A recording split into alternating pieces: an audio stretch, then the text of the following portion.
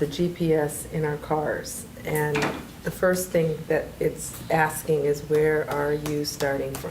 Mm-hmm. And you don't want to think you are in downtown Seattle when you are in Burien, because your starting location will be twisted and your instructions will be crazy. So part of truth telling is knowing where you're located and not having an inflated, because it looks good, positioning myself way up here because it's more palatable, but being able to be in tune with where you are, how you're showing up, and name it, so that then you can get clear about what the destination is, and your pathway there isn't warped. So, and in this culture, in the American culture, we say we're about truthfulness, but we're really about avoidance. We're about image, we're about presentation, we're about sweep it under the rug, we're about project, because those are the ideologies that run the larger Western American culture in which we find ourselves, which are really antithetical to the ones that are in our essence.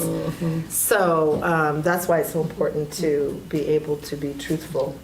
Step one on the path to freedom. The truth shall what? Make you free. I love it. Yeah, that's beautiful. Thank you. So I was thinking about that, and it was just reflected on the prior weeks. And so one of the things for me is living authentically. And so it's always the question, are you living a false self, or are you living the authentic person? So as Debrina said, I just like to call her Dr. Debrina, because she's been doing this work for so long. She's been doing so many songs. You give me an honorary doctorate. I'm going to give you an honorary doctorate tonight. Listen, showing up is everything. Give honor where honor is due. But that it's the truth that sets us free. And when we tell ourselves the truth, then we're on a different path. So I think that on the right path, I should say. And so I think just uncovering those masks. What are the masks? What masks am I wearing around? And uncovering those masks. So I think some of that came out of the these several weeks that really opened us up to the authentic self. Yes, I Did you love want to it. add? Yeah. I love that. Yes, sir. So when I was thinking about, I go back to sports a lot. I grew up playing basketball, and I wasn't that great of a basketball player. I was late. I didn't start till 10th grade. I was a great swimmer, transition. One of my guys right here is in the room. He knows that too. And I remember I had to tell myself the truth. Like, I ain't really that good. I could shoot a little bit. I had good eye-hand coordination, but I couldn't dribble left-handed. I didn't even know the rules. I didn't even know the plays. So it wasn't until I put all these hours in, but I had to understand, I'm not really that good at all. I started high school at 5'3". I had to figure out the positioning of the team. Like, okay, these two guys are dope. They know how to dribble. We got a 6'4" guy. He's an All-American football player. I can't do that. He's a bruiser. Where am I going to fit in this team to add value? So I could shoot, but that's not enough. I learned the plays, but I spent a lot of hours studying people that were great, looking and breaking down, back in the days, VHS tapes, and looking at how their foot movement was. What did they do? What are the rules? I actually read through the rules of basketball to figure out what was going on. And so when it came to practice, I was all serious in business because I only had a short window to make the team and to be able to do. I didn't want to be sitting on the bench, so I wanted to be a starter. Within a year and a half, I got a scholarship because I put so much time in. One of my guys here knows that I spent hours and hours on hours just studying, but it came from me knowing you're not good at this. And I played with guys that were so much better than me that I had to force myself into practicing, getting better. So I think any one of us that wants to improve has to start there, like Debrina mentioned and Dr. Carter mentioned too. Is just Dr. Linda. I hate looking at myself in the mirror knowing that I'm lying to myself. It's easy to do, but you realize I really do need to lose about 25 pounds. I really am not where I used to be. I need to do certain things. It's not going to happen overnight. It's going to be a little bit more difficult because my discipline may not be where it needs to be, and I need to up that. So I love it. I think I love the word that you chose. You had to practice. You had to do the work. And we said from the very beginning, this is not for the faint of heart. That's right. Right. That's why we're going to put it together as a documentary, because when you're ready, we talked about you can want to get ready, want to get better, but are you ready to do the work? Wanting to get better is not the same, right? It is not the same. And the practice of getting better is just that. We call it the practice of mental fitness, right? The practice of showing up differently, the practice of choosing when I see that saboteur, that thing that is not serving me, I'm going to pivot and do something different as quickly as possible. So I just love that we're laying out a very clear path, y'all. There should be no mystery, no confusion. If you really want to transform, we're laying it out for you. I'm so excited about the documentary concept. I'm just so excited. It was just, it's like so many people who are watching this live have reached out to me, and I'm like, I can't touch you. I can't reach you. But and I want to make sure you have everything you need. How do I pass this on to my daughter? How do I pass this on to my husband? How do I do the work? Be a living testimony. Show up transformed, and those around you, the positive vibration, the energy is so transparent. It's so conducive to others absolutely transforming without question. I see a hand over here, so I wanted to call out. I just have to comment on the basketball story. Yes, yes. Being true to yourself. Yes. I go to Howard University, I'm in the music department. Yes. I think I'm into music the way you're into basketball. I spent a little time studying it. We're gonna have you look at that camera right But there. I'm on campus with Donnie Hathaway. Oh. I got Roberta Flack in I got Felicia Rashad over here, I got Debbie Allen over here, and I'm in this department. And I'm walking through the 41 rooms of the practice room downstairs, and I hear all this talent. And I had to be true to myself. And I went into architecture. Left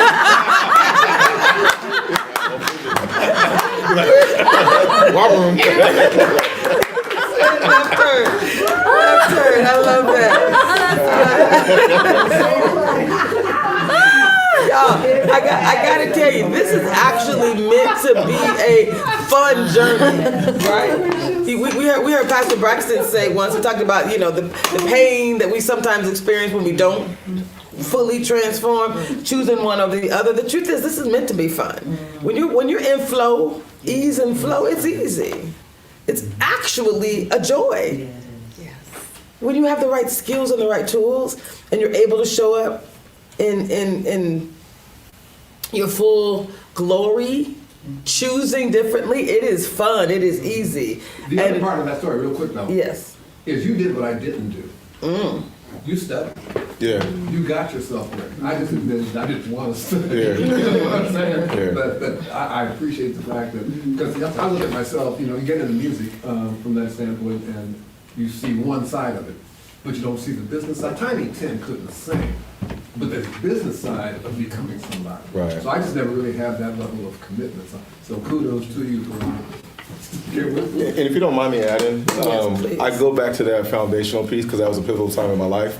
To know that I could put the work in and get to another level, just to make the team was a lot. And then go from that to be able to be on a team that we actually won a championship, to go from that to be able to get a scholarship. Most kids don't even get scholarships. So it was one of those things where I always look at, when I try new things, it's like, oh, I could do that because I was able to do this. I was able to do that. Yeah. So it's just stepping stones. You keep on stepping to the point of using those stepping stones to the next platform, and you kind of demystify the fear factor. That's good. I love it. Again, we're doing a little recap. I'd like to kind of go back, and she said that's her favorite part as we reflect on what we've been doing. So we talked about week 1, power of self-command. We got this. This is our journey. We get to write the end of this story. Week 2, let's level up, getting better, right? What that looks like. Week 3, we focus on the levels of awareness. Can you share that slide real quick? Because we talked about being true to yourself, right? Leveling up, having a clear awareness about who you are. Truth-telling, looking in the mirror, right? Identifying those saboteurs and not being afraid to say, yep, I need to get better in this area. Number 2 was observing and noticing, engaging with others. How are you showing up with others? And level 3 of awareness is not only seeing your opportunities where you might need improvement, not only seeing how you impact others, but actually seeing it and choosing differently, knowing that, ooh, I can intercept this saboteur right now in the moment. Yes. In the moment. Yes. It ain't later, a week later, oh. It's in the moment. If you're really being true to your transformation, you're not saying that's not my process. I just want to bulldoze people, right? I want to continue to do what I know is less than optimal, and then come back a week later and apologize. That's not transformation. Like you said, it's information, but it's not activation. It's definitely not a transformation, because when you transform, you show up differently. People see you, don't have to tell them. They see you. How's your husband, wife, child, or whomever going to know what transformation looks like? They're going to see it, they're going to feel it, and you're going to be modeling it every day. Amen. Amen. Yes, Rena, did you want to share something? So I wanted to add about the forgiveness piece. Yes. Because for me, having to walk into a space where I knew in my career that it was just tough every day. So every day I had to walk in there and say, I want to forgive these people. And I'm going to forgive myself. And take the courage to continue to forgive them. Because it takes courage to forgive. Yes. And then I looked at it from another aspect, is that when you forgive, it's not just for your emotional and mental state of mind. It's for your physical state also. Because when you are walking with all that, like Reverend Linda said, all that self and woe is me and all that, it triggers things in your body. So for me, when I started that forgiveness journey, and it wasn't just the work, it was with family trauma when I was a kid and trying to work through that and feeling like I didn't deserve good things. That's the other thing. When you start to forgive, you realize that you deserve good things. That's right. And that God is going to bless your life. Because that's the healing piece, is when I walked in that healing journey. And it's no longer the blame game. Well, if they wouldn't have did this, I could be here now. You take that responsibility I to love it. be happy and content and walk in the life that God intended for you and not the people that hurt you intended for you. That's right. Woo! I love Yes, that. yes. Thank you. Thank you so much for that. I love it. So again, week 1, self-command. Week 2, leveling up. Week 3, the levels of awareness. Week 4, we talked about transforming our beliefs. You all remember that? We talked about identifying some patterns. Who did the work? I think I might need you to tape that in because it's coming in and out, if you don't mind. So we got some power issues. It's okay. You got it. We're good. Okay. We're good. So we talked about transforming beliefs, identifying patterns, understanding why those behaviors are occurring, why they continue to show up, listing those patterns, and then understanding why is it happening and what are the results. You guys remember that? A lot of you did the work. It felt so good. That's the beginning of a transformation when you're like, okay, right? Remember we talked about the 5 primary drivers, that beliefs lead to our thoughts. It's our thoughts that lead to our emotions and our feelings. It's our feelings that lead to the actions or inactions. And then it's those actions or inactions that lead to the results. So when you go deep, when you start to transform, you're transforming beliefs. You're looking at your limiting beliefs. You're identifying what they are, and beliefs are like the wind. It's happening, right? Flag is blowing to the left, so you know they're there. You can't really see it. You gotta do some work to get to the beliefs. Talk a little bit about that, Debrina, and why it's so important. As we get to the next step of forgiveness, transforming our beliefs was so important and so powerful. Right. Well, beliefs operate like our human software. So we use that a lot when we talk about technology and upgrading your software, and there's a bug in the software. So there's a lot of similarities to us as humans, and beliefs really operate at the root level, the invisible level, and gives rise to all those things that you mentioned. But because it's invisible, we often stop maybe at thoughts, most of us at actions, and then we try to do something differently. But to go deeper to the source level really takes some energy, effort, attention, intentionality. And it's really our beliefs that really can keep pulling us back to certain patterns. Because you can hear someone say, I really want something to change, but it's not.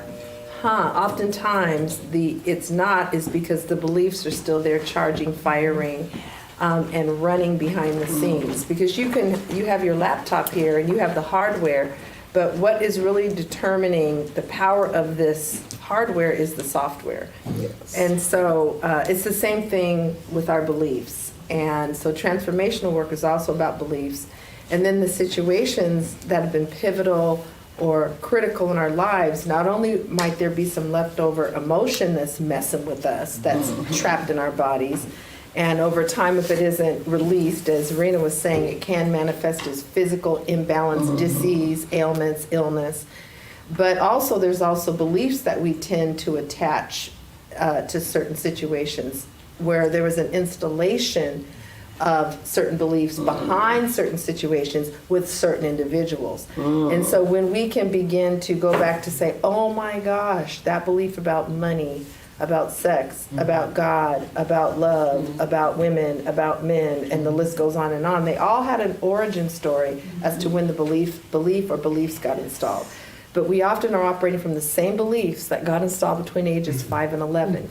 As adults, the same beliefs that got installed. Imagine operating off the same software Right. from 1966, 1947, right?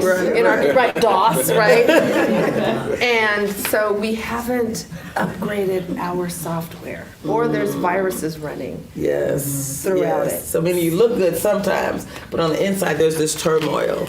There's a situation where right? You got bugs and viruses. Right. Relationships are happening, and why do I keep choosing the wrong one? Is it them or is it you?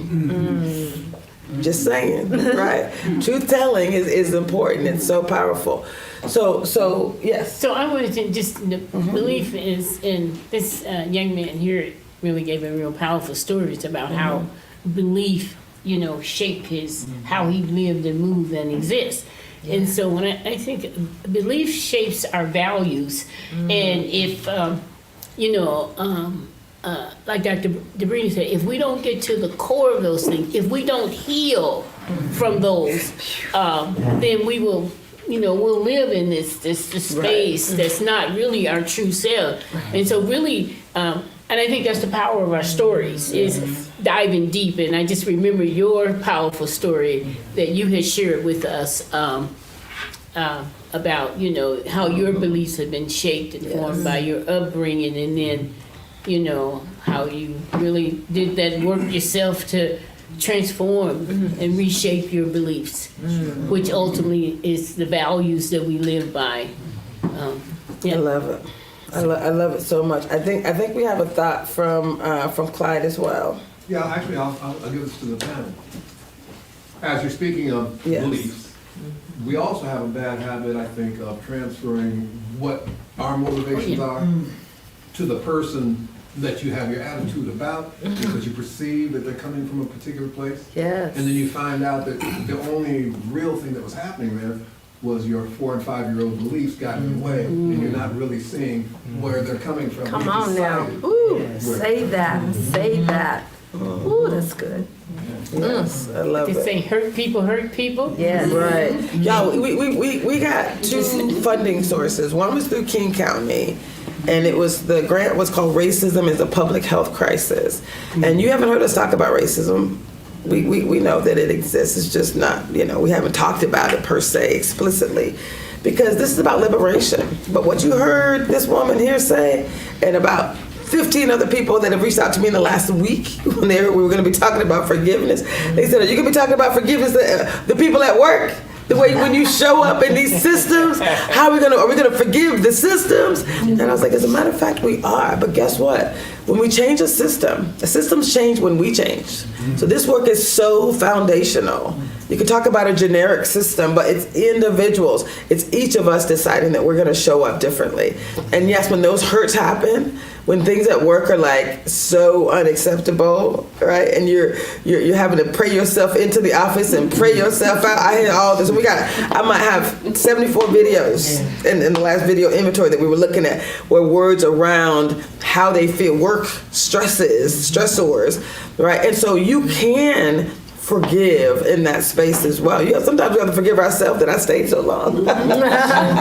Right? Right? Yep. I love seeing my check, y'all.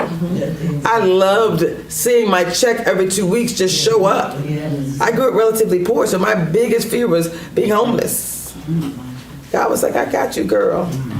When he said, let go and be surrendered, that money, that ain't for you. This is for you that do what I do with my work.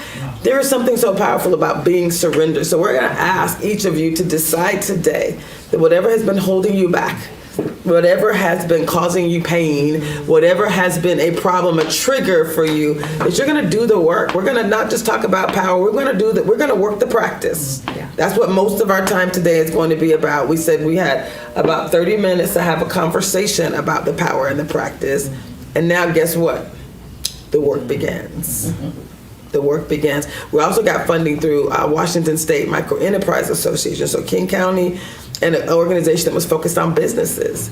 And oftentimes people are entrepreneurs because they were in the corporate space and decided, ooh, set me free, set me free, right? Let me go do this other thing, because, right? Talk about liberation. There's some of that as well. So I think being in a space where everything we've talked about is about how do you improve your business, how do you improve your life, right? That's what today's going to be about. We're going to actually ask you to go a little deeper. And I think we got a plan to talk about what does the forgiveness practice actually look like. And there are steps. All of these are steps. All of these things we've been talking about for transformation, they all have steps. Debrina, like I said, she's my coach. So my coach has shown up to kind of walk us through this, to lead us through this process. So how many of you are ready in this room? How many of you are ready online? Oh, we have a question online. Yes, please. What's the question? The question online is, how do you build the practice routines needed to transform beliefs? That is a great question. There are, again, 3 ways. We talk about showing up. This concept of positive intelligence is about not just thinking a thing, but believing differently. So once you do your little saboteur assessment, it's going to show up probably multiple times throughout the day, right? These saboteurs are going to show up. And so you get to practice. You get to decide each time they show up, what am I going to do differently? You get to decide. You get to do the work then to roll back and believe. Right? When you see those patterns that are happening, those are the saboteurs. Right? The patterns are we said there are 4 steps. So maybe you could put that slide up again, the patterns slide, transforming our beliefs. These are the steps. We talked about them. Look for the patterns. Understand the why behind the patterns. Understand the result of those patterns. And then deciding what you're going to do differently. You want to talk a little bit about that as well? Yes, great question. And as Dr. Tracy said, patterns are the signposts to our beliefs, because it's hard. Tracy gave the example of the wind. To grab the wind is difficult. To see the evidence of the wind blowing a flag or a branch, that's more easily identifiable. So you got to kind of back into belief work the same way, and starting with your patterns, and choose a specific area so you're not overwhelmed. Okay, I want to have a breakthrough around money. Let me look at my patterns around money. Okay, what are the patterns? Not a judgment about the patterns, but if you were a video camera just recording patterns, no judgment, what would the patterns be? And so the patterns point the way to the beliefs, and they always correlate. A lot of times we stop at our thoughts about the patterns. That's still not the beliefs. So one of the ways to go deeper, vertical, is when you try to fill in your explanation about why the pattern, put the word because on the end of the sentence so that you can yet go vertically deeper. And because the body is calibrated to recognize truth has a vibration that can be measured by hertz. It's real. When you hit the truth, your body gives you physiological feedback. Yes. So when you're doing that work of the patterns, and what would the belief I would have to be operating from be for these patterns to exist? And there's only certain beliefs that it correlates with. Here's a clue as well, is if you have not, can't, don't, or a derivative of the word not in your fill-in, you're still operating at the thought level. Because a belief doesn't need a negative stated in it, because we hold it as if it's true by design, though it's false. So Can you say that again? I think that's the one thing that gets people stuck. We believe these limiting beliefs as if they are true. And so it does take oftentimes someone to help you see it's the opposite. If it's not serving you, it's not true. It's just not true. yeah. And so you can't change what you don't acknowledge and realize. So that's why we want to get to the beliefs, and you be able to pull them up, excavate, really, literally, because they're invisible, really excavate them and be able to set them out. Almost like these cactuses and rocks are sitting out on this table. And so So starting with the patterns to the person's question, and then what are the explanations about the patterns, which is still the thoughts, and then put a because on the end of those so that you get deeper to the beliefs. If you still have not, can't, don't, or some version of not in your language, you're still at the thought level. And that's where most of us stop. I've heard people say, I'm not worthy, I'm not good enough. That's a generic macro thought. That's not a specific personal belief. So we belief work is not lazy work. No, it's not general and vague and fill in the blank from what I saw on someone's psychological video. So you have to really get to your specific beliefs, because every one of us have a different combination of them. And the beliefs always correlate to what we are manifesting. The beliefs always correlate to the patterns. Can you guys hear what she just said? The beliefs always correlate to what you are experiencing in life. Right. I had someone say some things that in one of my multiple certifications, that we create, we manifest everything that that we're experiencing. I'm like, what do you mean? How dare you? What about people who've been, have these horrible things happen to them? So the concept is to really just recognize that if it is showing up in your life as patterns, with regularity, you're contributing to that particular belief, and it is manifesting the outcomes in your life. It's okay. It's a fact, right? Things are going to happen. Part of our work is the sage perspective, believing that whatever has happened can be turned into a gift or an opportunity, right? The gift of knowledge, the gift of power, a new perspective, a new inspiration. Like some horrible thing has happened, but you know what? This too shall work out for my good. I believe it. Scientifically, if you believe it, you can manifest it. So again, it's not about did this bad thing happen. The question is, what are you going to do about it? Are you going to put yourself in a powerful state of mind so that you can be creative and manifest an amazing outcome? Or is this horrible thing going to happen and you're going to woe is me and go down a path of this is horrible and I'm not worthy and blah, blah, blah, right? There's only two states of mind, powerful or primal. When you're in a primal state, that's that breathing. We talked about the power of the pause. Leave that for someone else. I don't have time for that. I believe that everything happens for my good, shenanigans and the like. Let's make it work. So, yes. Yeah. So, So our belief becomes what we think, and Yes. we have to really, I think, it's been said is awareness, becoming aware of your beliefs. We talked about those saboteurs, but we have to stop feeding the negative thoughts. There's a biblical text that I really like, one of Paul's letter, where it talks about think on those things that are noteworthy. Think on those things that are life-giving. So, I really try and practice, and what I share with people, when you start to think those negative things, you gotta reverse it, because if whatever you feed yourself, your mind, is what will manifest itself in your physical. So I think the power of, like you say, getting to the core of those beliefs, identifying them, and then we can reverse it by changing our thought patterns, what we think. So transforming that with love. So I love yes. it. I love it. The reason this is so powerful, guaranteed to work if you work it. There's the scientific, it's neuroscience, positive psychology, cognitive behavioral psychology, and performance science. What she just said that was biblical, think on the good things.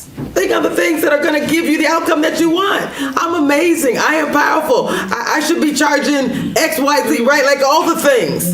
Think on the positive things, not on the things that will take you down a path that is not going to get you the outcome that you want. So it is scientifically proven to work. Yes, ma'am. Would you like to share? Okay, just to add to that, you have to believe in yourself. Yes, You yes. believe that you can do it. You have to believe that you are somebody. You are Yes. a child of God. I remember when I first went to college, when I was in my math class, and the instructor came in and said, well, some of you are going to graduate and some of you are not going to graduate. I said, I'm going to graduate. And I did, because I believe in myself. When I went to college, I said, I'm going to graduate, and I graduated, because I believe in myself from somebody, and I know I can do it, and I did it. So that's what we have to do. We have to believe in yourself, believe that you can do it, you're a child of God, you are somebody. Yes. Yes. I love that. Yes.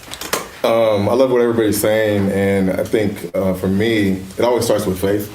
And I do believe in myself, but also believe in a higher being. I know you're saying the same thing, but I know sometimes people don't understand what that really looks like. The only Bible verse I remember as a kid was Hebrews 11:1, and it was, now faith is something things hoped for, evidence of things not seen. I ride with that all the time because it kind of manifests a lot of different things. It touches on the fact that, yes, even though I may have a vision, it's limited on my community, right? Based on what I've seen, what I haven't seen. But if I have faith, there's things beyond what I can see that I have to understand. And so, sometimes I don't even understand that. And so what I actually was writing down some of the steps that I follow all the time. Doesn't matter if I'm doing DIY projects at the house, if I'm trying to learn something brand new. And just real quickly, my steps are, the vision is, when I'm walking in my vision, I have to identify what excellence is. It just can't be from my head, because my head is limited. What I know, I've only been in so many countries, I only know so many languages. It's like, identify what excellence looks like. It may come from this person, may be a certain thought, but once I can model something, I can see this is where I'm trying to go. Yes. Okay, it might not be the perfect thing, but this is a lot higher than what I know to do. Okay, so now what are the things and the qualities that this person or that thing has? Do I have these things? It goes back to when I was saying, judge yourself, compare yourself. In comparison, where do I need to work on? It's not so much being down on yourself, like, oh, I'm not a supermodel yet, I'm not. Yeah, but there's steps that person takes. Do they wake up every morning at 5 a.m.? And they, Kobe Bryant had 2 or 3 practices a day to catch up and make sure that nobody could even catch him at some point. He put so much time into things. He had a certain structure. If you're lacking in structure, well, maybe I improve that. Maybe I'm not waking up at 5, I'm waking at 7. But pretty soon I'm gonna be able to get to more discipline, more consistency, to the point of, I'm building, like I said before, building steps. I'm not going to be excellent overnight. It's going to be a long process. Are you willing to go through the process? And sometimes you're going to go backwards. I'm not supposed to have all this cake, but I had a piece today. but this morning I woke up at 5 a.m. and I did my workout too. I'm giving myself credit for some things and realizing at the same time I still have certain weaknesses and I'm working on those things, but my trend is always upward. And I think you also have to track your progress. You can't just be out here saying, I want to do certain things, and you don't have a plan, and you're not executing, and you're not even comparing where you're at. You have to have those things in place. I love it. I love it. Yes, ma'am. So for me, a long time ago, I heard this thing about, imagine that you're a wolf. You have 2 wolves inside of you. Whichever one you are feeding the most, with the most positive things, that's the one that's going to run the hardest. It's going to take you where you need to go. If you're feeding that wolf inside of you that's negative, woe is me, that's the one that's going to overtake your powerful one. It's like a tree in a garden. If you do not have that tree getting nurtured and watered to grow, it's not going to thrive. Yes. And so if you keep it out here in the sun with no water or anything else, it will die. So we must look into ourselves and feed our spirits with the Word of God and with good people in our lives. And sometimes when we're around that forgiveness thing and being empowered for ourselves, you got to prune your tree. I'm just saying. I love it. I love it so much. One of the things I wanted to do, do you want to share something real quick, Clyde? Yeah, well, kind of. Yeah, I think I do. Did I mention this is a community opportunity? So we love having people online. Again, we appreciate you. We're going to bring as many of you into the conversation as possible. Any questions, feel free to bring them up for us, Cassandra. But yes, Clyde. Well, I'm doing a self-analysis while I'm here. Yes. I'm actually trying to work on me while I'm pretending to be helping you, right? You're absolutely helping me too. And at the same time, what I'm getting down to is taking a look at myself and realizing how much I spend my mental energy on looking for the flaw. How much time I spend saying, well, this don't work. Quick story. University of Washington, I'm getting a degree in communications. I take a class. I'm not passing it. I go to this guy and I say, I need to drop the class. He says, okay, I'll give you a passing withdrawal. I take the class again. I get about 2 weeks into the class. I say, I got about a D. I need to withdraw from this class. He says, I'll tell you what. You take this class again, or you just go to another school. Now, this is a white guy. At the same time, across the hall from me He's got all these basketball players, all the black basketball players coming into his office all the time. Of course, they're working on getting their grades up so they can stay on the team. I don't know that. So in my mind's eye, I'm seeing a racist. I mean, you were picking on me, I see you picking on them, I pick on them, I pick on them. So I took the class, my last quarter, I aced the class, okay? 2 weeks later, he gets me the job as the sales promotion manager for K-Limo. So my point is, we see what we think we see, we operate on the basis of, I know where you're coming from, but it's really an inside thing that you really need to be working with. It was my problem. And his answer was purely just like, I knew how to grade, I couldn't let you pass. Wow. So my point is, using things like the black card or coming up with this cadre of excuses for why things don't work out, those are your excuses.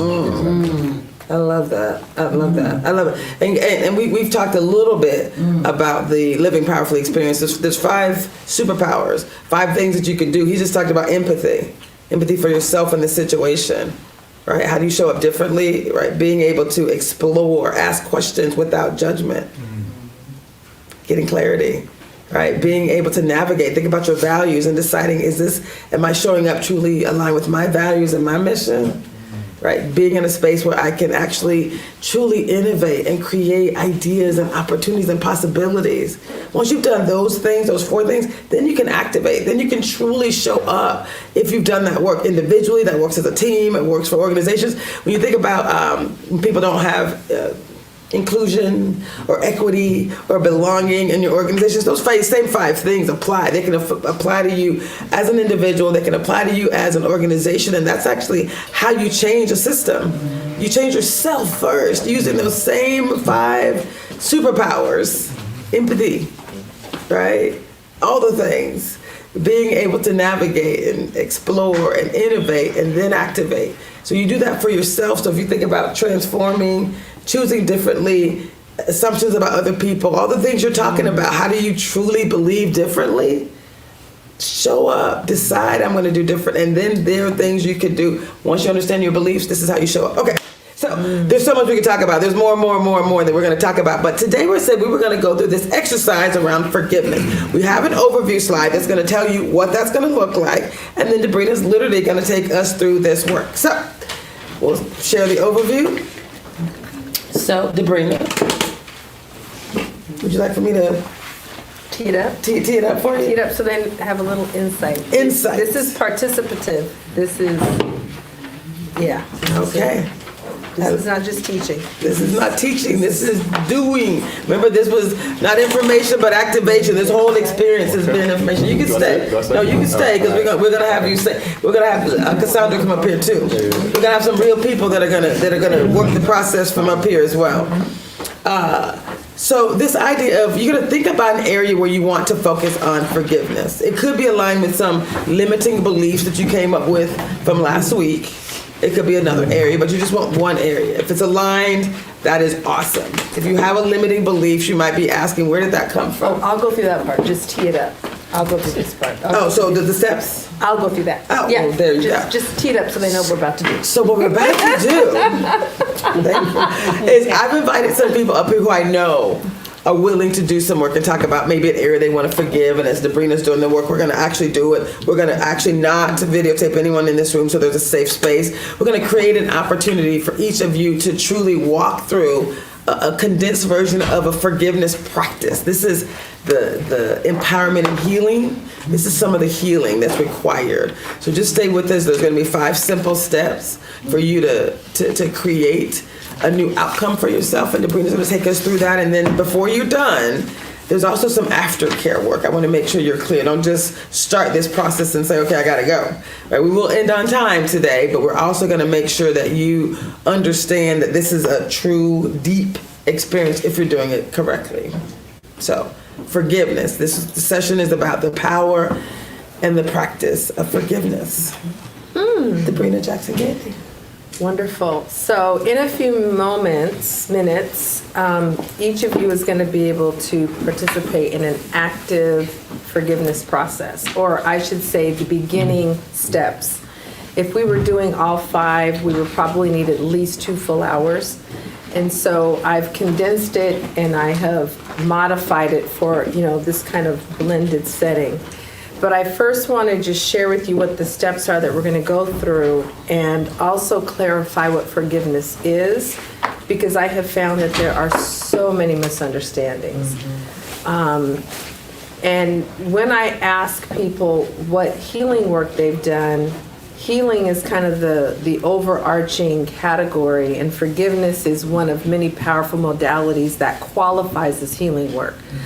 And so we've talked about some of the prerequisites, like being willing to be truthful, which sometimes it takes us a while to even get to that. So we shouldn't just assume, oh, I'm truthful because I'm ready to do the work. Well, oftentimes it takes unlearning and some work to even get to being truthful. Or you might be fed up and frustrated with how things are going or have been going. But that doesn't mean you're in readiness. That's a different state than just fed up and frustrated. So we're going to presume that you all have moved through all those pieces and you are here operating in truth and you're operating in readiness. But I've asked people, since doing forgiveness work doesn't cost you anything, like dollars, or you need a certain equipment or some specialized technology, you don't need any of that. What is keeping us from doing our own personal healing work? And oftentimes it's because there's some crazy misunderstandings, inaccuracies, bad teaching that we have picked up along the way. And that is what keeps us from not really leaning into that. So for example, one of the false teachings about forgiveness that some of us have absorbed is that it lets the other, whoever is the perpetrator or the offender or the person who caused the hurt, off the hook. And that's the number one reason people don't engage in it, because they're like, no, they hurt me and I'm not going to let them off the hook by forgiving them. So that is a false belief. Another false belief is that forgiveness somehow creates amnesia, as if it never happened. Like you forget, like you've taken a piece of your brain out that holds the memory, and now you're negating that this real thing that really was an experience of yours didn't happen. So then we aren't doing the healing work, because no, it happened and I'm not going to forget it, and what they did to me or what he or she did to me. And so those are falsehoods. Really, forgiveness work is about returning your heart to its natural open state, which is a state of freedom. So it's personal liberation work is what forgiveness is. It's a spiritual technology.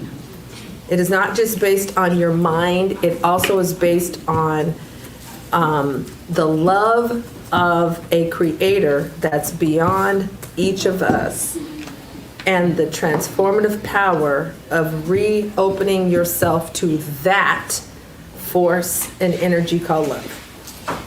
And you have to include that. And it's not religious.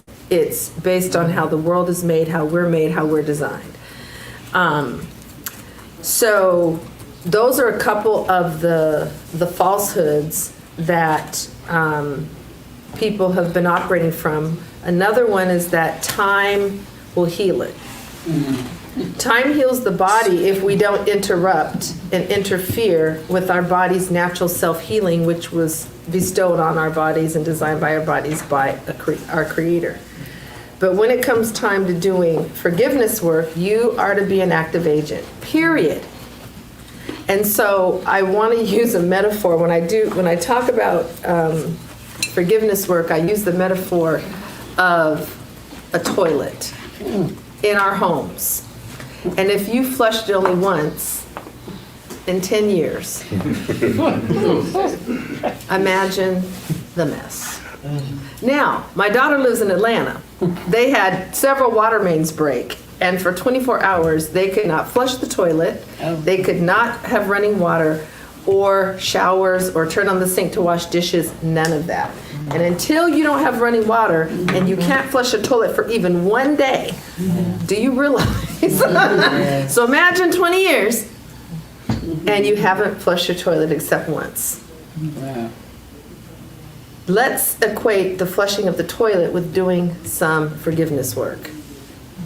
So we have 20 years of poo-poo, I'm using the nice term, built up inside of us. How do I know? Because I can speak to someone and say, tell me what forgiveness work you did behind that divorce, behind that molestation, behind, oh, well, time took care of that. Or I went forward at, church 93 years ago and, went to the altar once. And, so, okay, that's a part of it, but tell me about the rest. Oh, well, that was it.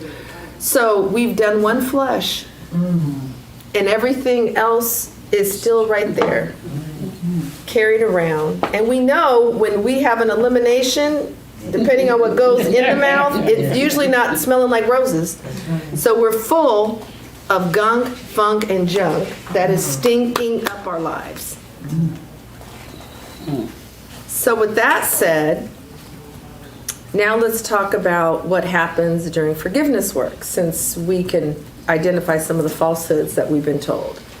It is an opportunity for you to begin to clean out the accumulated poo-poo. The emotional poo-poo, the false beliefs poo-poo. I'm writing that down. And as a country, as a people, we are at our limit of the poo-poo.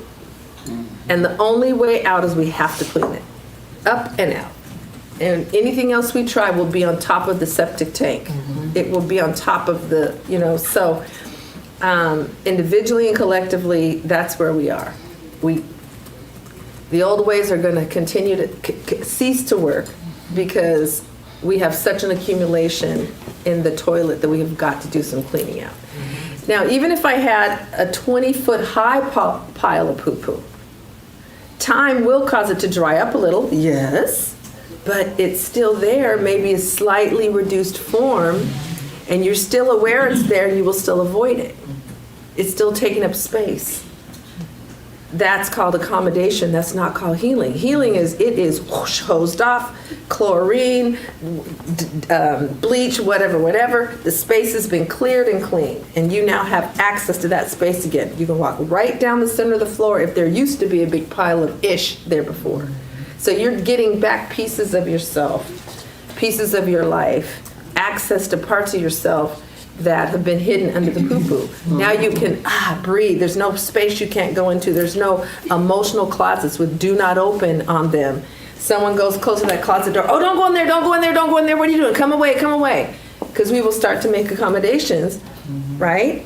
But people can still smell under the door. So the other analogy is a bruise in the physical body. If I punch Ed really hard in this arm with this ring, he's probably going to have a bruise and it's going to be sensitive. 2 days later, Tracy bumps into him and says, "Oh, Ed," and right there it hits the same spot my ring caused. Now, what he will probably say is, "Tracy, you hurt me." And if he's not remembering where the bruise had its origin, he will assign the hurt to her. Maybe be upset, maybe think she's trying to hurt him, she's disrespectful, doesn't like black men. I mean, he can just go into a whole thing when really it was an emotional bruise that was still charging. We'd say it was a hot button, it was still firing. And when she bumped into it, he thinks it's her. A week later, it's still bruises sometimes, stay a long time. So then Cassandra bumps into him in the line at Starbucks, right? Backs into him accidentally and he goes, "Oh, you hurt me." It's because the bruise has not been healed. So this happens all of the time in our lives. Other people and situations are bumping into emotional bruises that are still firing and activated and black and blue under our clothing, because you can't see a bruise until he takes the jacket off, right? So you can't even see it. And so that is happening like pinball machines. "Oh, you hurt me. Oh, you hurt me. Oh, I'm offended. Oh," all over the place. Then I'll be online talking about I don't like black women all of a sudden. Right. Because 3 people. Yeah, they all hurting. Yeah. So what I love about this, and I see each of you are loving this, right? You're nodding your head. You're like, I see it. Think about the 14, 15 people that have reached out and said, "Hey, are you guys going to talk about systemic change? We're going to talk about what happens at work?" Think about when you've been bruised by someone, harmed by someone legitimately. And then the next person, it kind of resembles a similar situation. And now we can also be, right, assigning some additional meaning Yeah. to an experience that could be innocent. Again, back to those 5, explore, understand without judgment. There are things you can do to really understand, where am I at? Like, what's really happening here? So really think about how many times, yes, are there shenanigans? Yes. Is there racism? Absolutely. Of course, we all know that there is. Do I show up like that? No, I can't. So I don't even allow myself to assume, even though I have experienced some shenanigans, I don't allow myself to show up like the black woman who believes that everyone's out to harm me.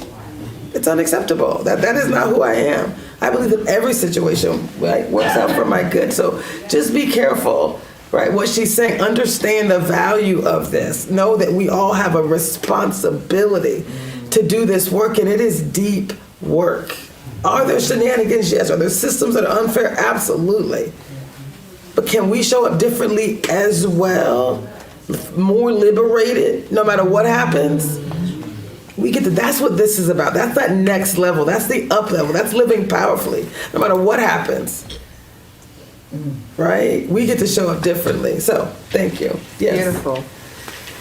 So with that said, I want to share with you the steps because, and there's different approaches to doing forgiveness work. I'm not saying this is the only way, but I do want to let you know what my approach is, because I build it into a lot of my higher level courses and programs and my love relationships work. I have coursework with women only, coursework with black men only. I deal with black people. That's my primary high passion and divine market. And so I always build healing work into my love relationships content. Absolutely.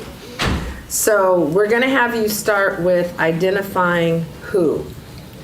Now, I usually will have people do, I call forgiveness a spiritual treatment, and they have identified 2, 3, or 4 people. But because of the format and the time, we're going to just have the forgiveness work be focused on self today.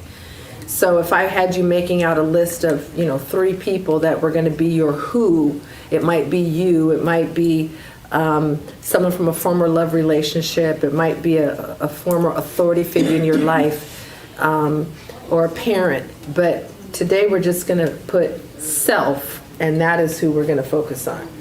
So secondly, we're not going to do it yet, I'm just walking you through it. Secondly, you're going to be zeroing in on a pretty turning point or pivotal situation that happened to you. And usually in that situation, there was other humans involved.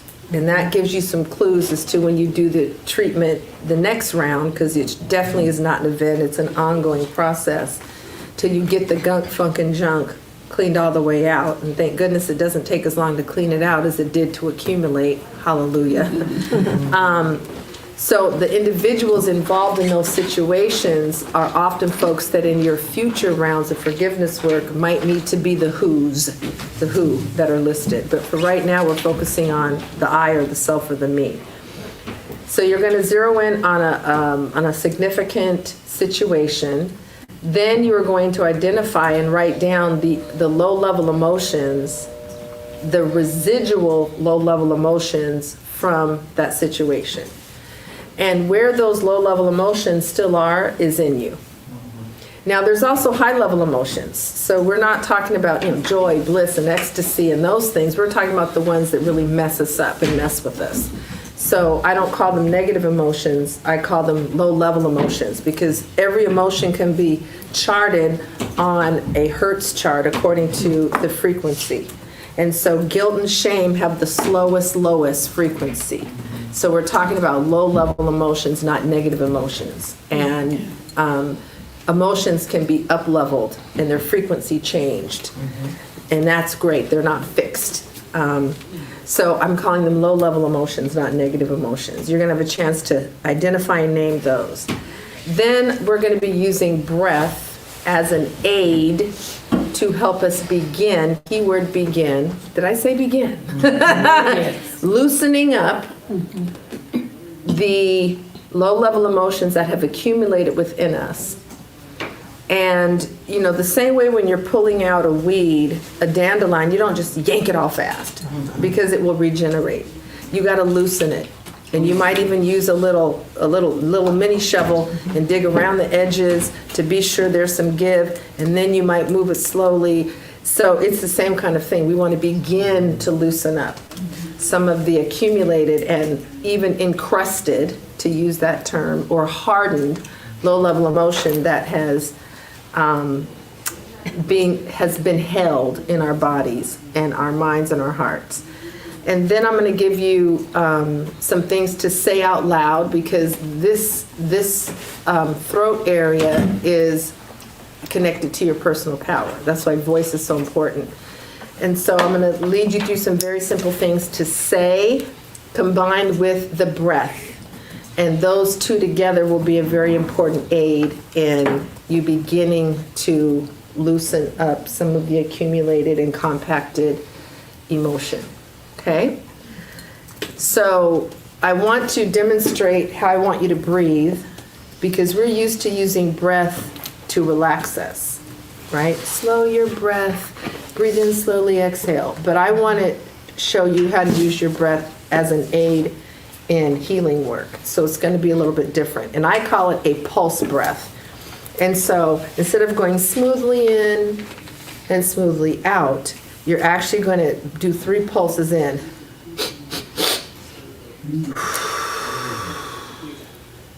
Did you get that? So 3 in, not just 1 in and 1 out, then out. So let's do it together, okay? On the count of 3, we're going to go in, and then exhale through our mouths, okay? Ready? Here we go. 1, 2, 3. One more time. Blow out hard when we get to the actual practice. Okay, the exhale is really critical. Okay, did you all get that? So in, and blow it out. And we're going to be doing that twice for each one of the speaking pieces I'm going to lead us through.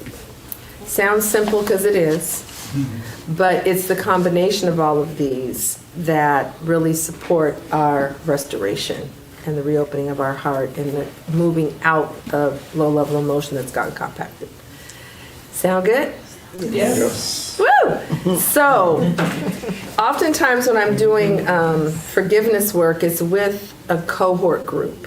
So let's say every single person that we see in the room, we all started together 5 weeks ago. So we know names, we know backgrounds, and we've started to create trust and ask about family members and how did that interview go, and because we were journeying together. So we're just going to say that we in this room have been journeying together, so we can just operate from a foundation of trust and love, because we all are here of being about freedom and our power. So we're going to just declare that is already the reality in the room, as if we've been journeying together for 5 weeks. And for those that are watching, for this online experience, more of you have been online watching, emailing, texting, talking about this experience. So this is about you showing up, knowing that we're your supportive community as well. You're with us in spirit, and we are with you as well. So join us on this journey. Yes, and I'm going to walk you all through it. And when we get to the step where there's some things you're going to speak, Nathan will put them, not yet, we'll put them up on the screen. And I might have some feedback for you. So you want to listen to me facilitating you through the process and just follow my instruction. The key here is not being self-conscious and caring about what anyone else is doing, but you playing full out for yourself.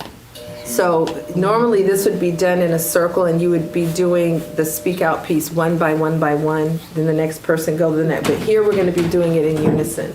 So you're going to have to imagine it's just you doing it, even though you're going to hear other people talking, but get yours. Be in this for yourself, and don't worry about anyone else. Can we do that? Yes. All right. So you're going to be doing some writing first, and I'm going to have Nathan put on some nice quiet music with no words, so that it does not interfere with your thinking and writing process, but you will need a piece of paper. And if you can get a full-size piece, like if you can use a piece from Rena versus that little tiny writing pad, my dear, that would be better for you. You also have paper here. So folks at home, you need a full-size piece of paper. And if you have 2 pieces, that's even better. 2 pieces is even better. So remember, the focus for the treatment today is you.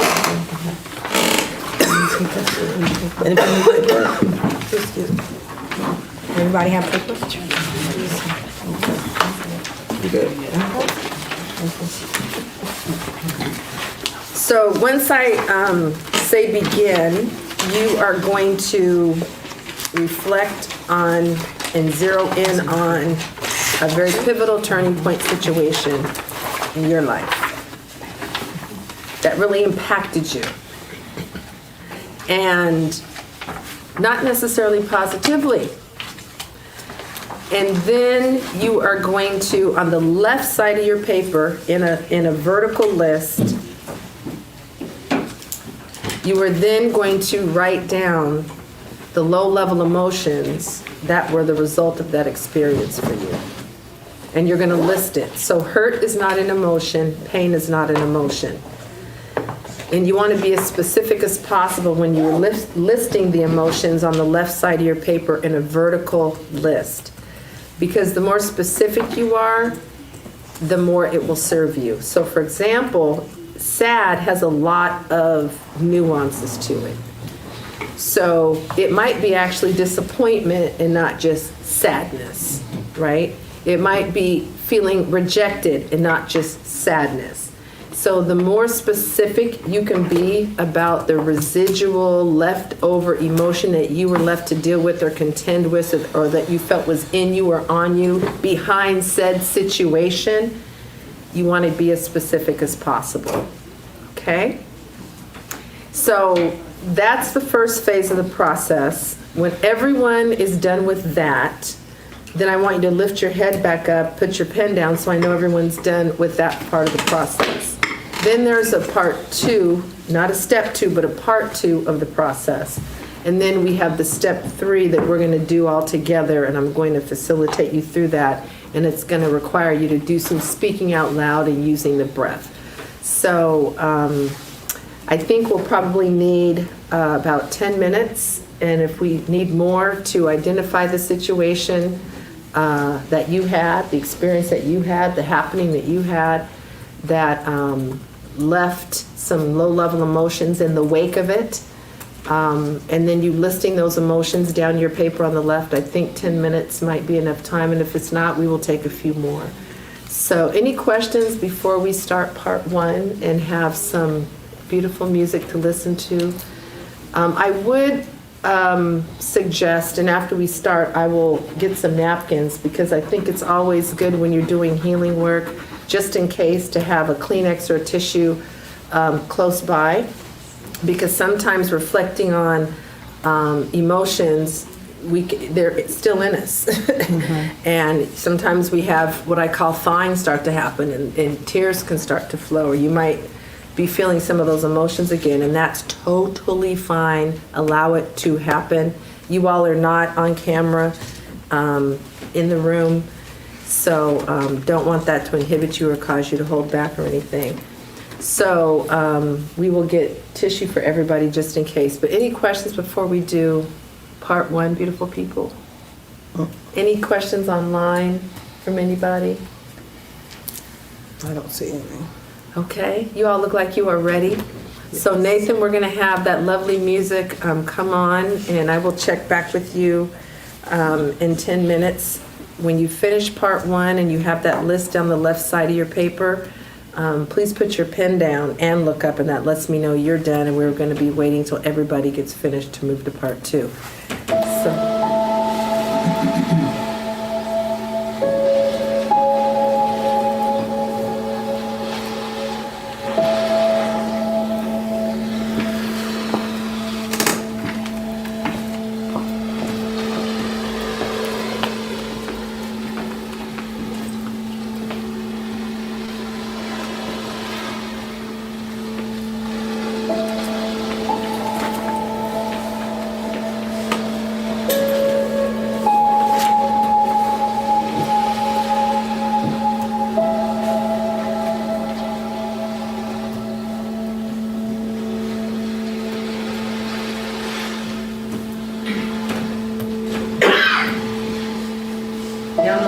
side of your paper, left side for the emotions.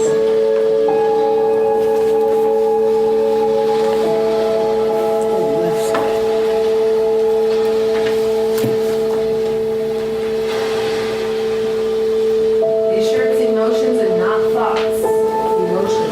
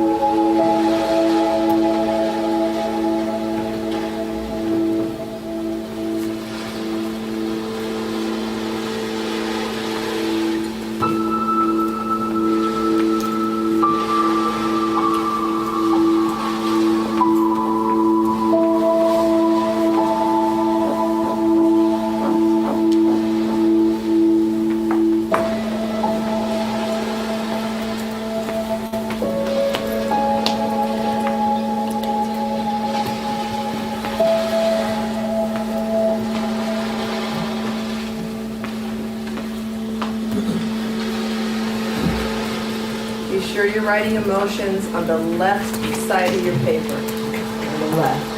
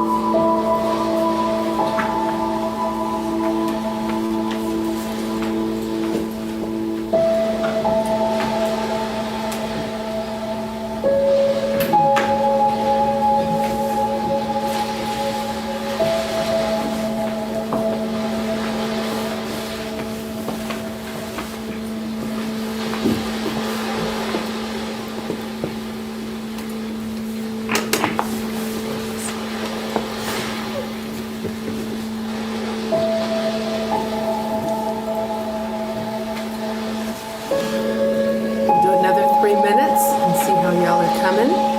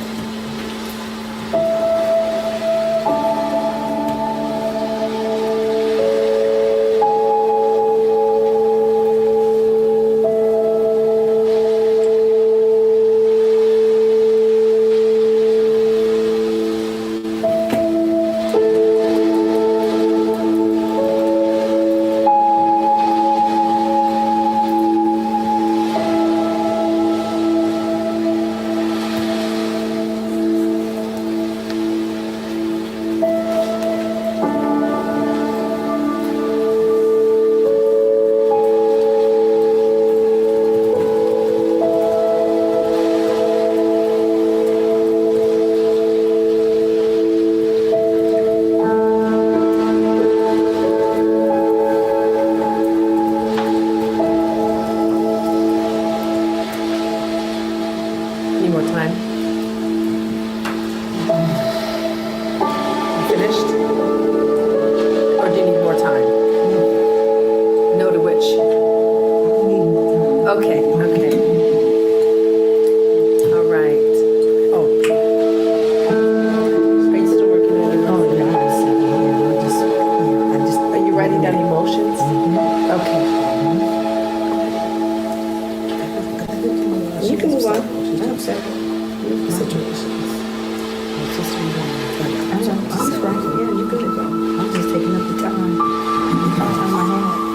Okay, so just put your pen down so I can proceed. Yeah. Okay, everybody's pen is now down. It's okay. So I hope everybody at home. Thank you, Nathan, and we'll turn that back on in a moment. So what everybody should have is on their sheet, you should have coming down the left-hand side of your paper, and I saw that was not the case for some people. You're writing all across the paper, but needed to be on the left-hand side. The instructions are very, very specific and intentional. So you should have emotions coming down the left-hand side of your sheet. Yes? Not thoughts, but emotions. Not situations, but emotions.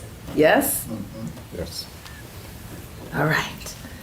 So now what you're going to be doing in this second part is on the right-hand side of your paper, and it needs to be across from the emotion you wrote on the left-hand side of your paper. This is why I needed you to keep the format a certain way. On the right-hand side of your paper, you're going to write the opposite emotion of what you wrote on the left. Now, if you wrote unworthy, don't just write worthy on the right-hand side. Don't go the cheap route or the lazy route. Just take the UN off of it, because it might be the opposite of unworthy is valuable. So think it through. Think about the situation that even had you write down the emotion on the left-hand side, and then what is the opposite emotion on the right? Now, so what's interesting about this journey, we did put they want you to zoom in on the emotions wheel or put a link to that in the chat as well. Some people are like, I have no idea what my emotions are. It's difficult for them to even identify them. So there's several examples online. So if you just type emotions wheel, I think I put one in the StreamYard. But if you type emotions wheel, it's going to help you with this experience. Because again, most people don't have a practice of even identifying emotions, good, bad, or indifferent. So when you identify, these are those emotions, you'll see it's a wheel, and it does oftentimes have a corresponding emotion that'll help you choose from the list to make it easier. So I don't know if Nathan can find a link, and we can also put in the comments emotions. So yes, Beautiful. if that helps. Yeah, that's an aid for many people. So on the right-hand side now, across from the corresponding low-level emotion, on the same line, you are writing the opposite emotion. Is the wheel gonna go back up?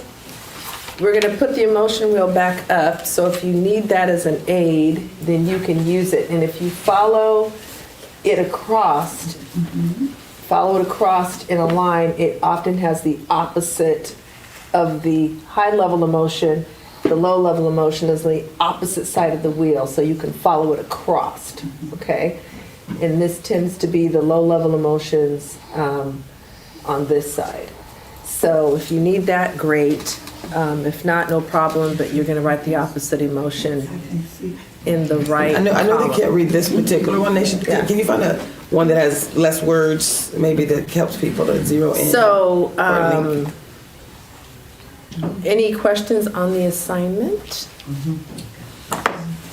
Okay, so let's go ahead and take 5 minutes. I might have a question. Oh, yes, Sorry. question, yes. I think I have a question, but I think maybe other people might have the same thing, so Okay, I'm gonna okay. ask it.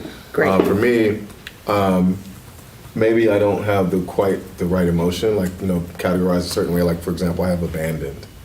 Is Okay, that considered an emotion, or maybe I Yeah. should be using something else? no, that's fine, Okay. yep. So something like that, would that be on the color? I mean, I can't see the whole thing, but I'm just imagining it might be on there somewhere.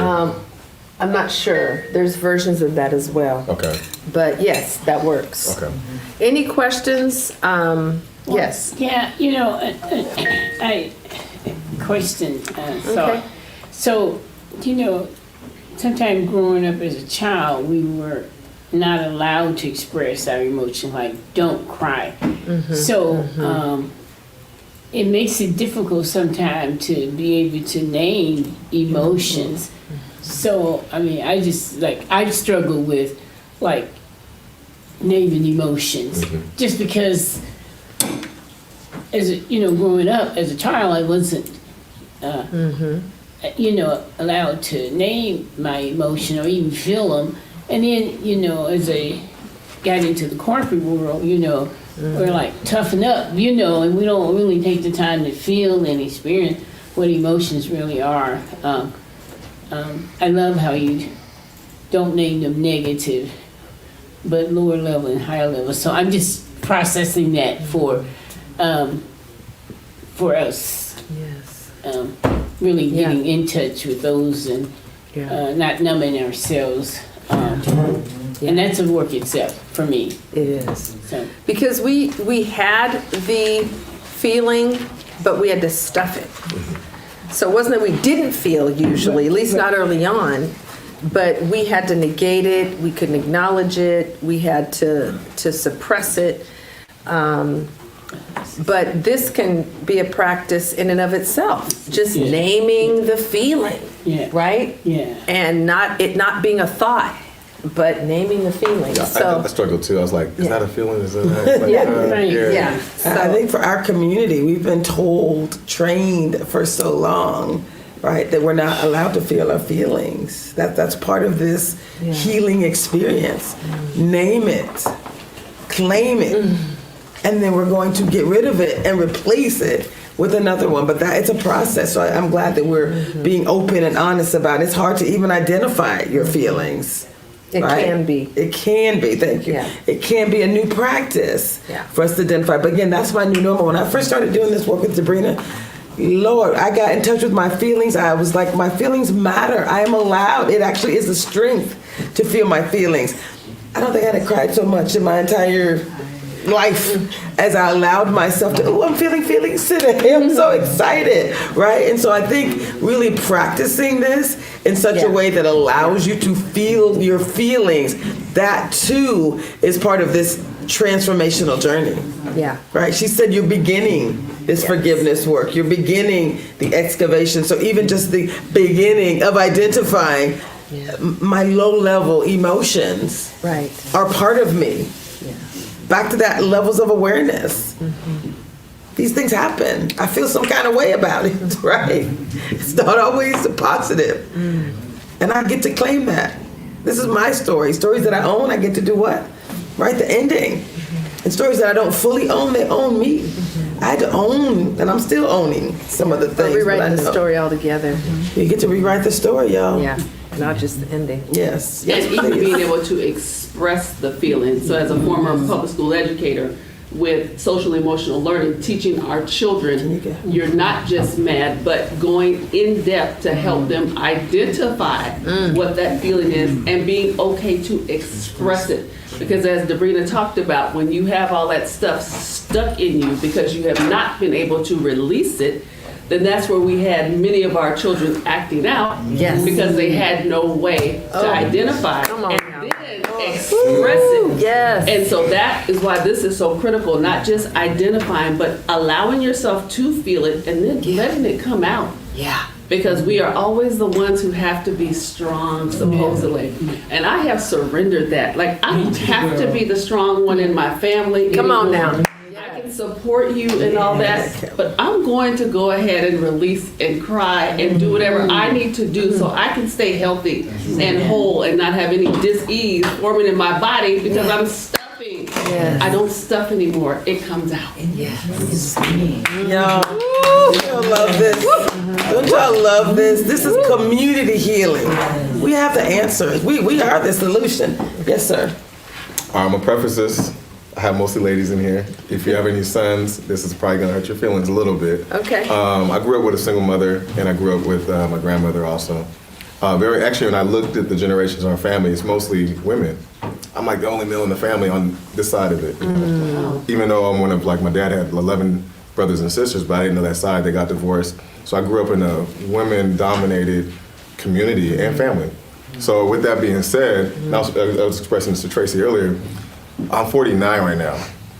Recently, this is recent, but I've had this kind of stuff with my mom, blow-ups, here and there.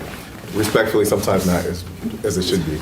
But the reality of the situation is, going back to what Debrina was talking about earlier, all this stuff repressed, just pushed down. Black men don't have a space, and we're talking about this even today. That's right. Black men don't even have a space to talk about nothing because it's dominated by women. And if you grew up in a women-dominated environment, and our community is dominated by women because of the absence of fathers. It's not just because you guys are just dominating. Sometimes you took on that personality because you had to take on the role. You had to do, there's a lot of stress that goes with it. So I give my mom grace on that too. But as a black male growing up in our society, I grew up in the Central District. I went to all the salons. I hung out with all the ladies because I was the only, they had daycare. So I'm in that room listening and absorbing all this crap, literally, about black men. Me and my mom, at 12, 13 years old, I had to confront her on all that. Same with her girlfriends. And if anybody knows me, my mouth is done. I'm not a quiet mouth. I'm not a quiet mouse at all.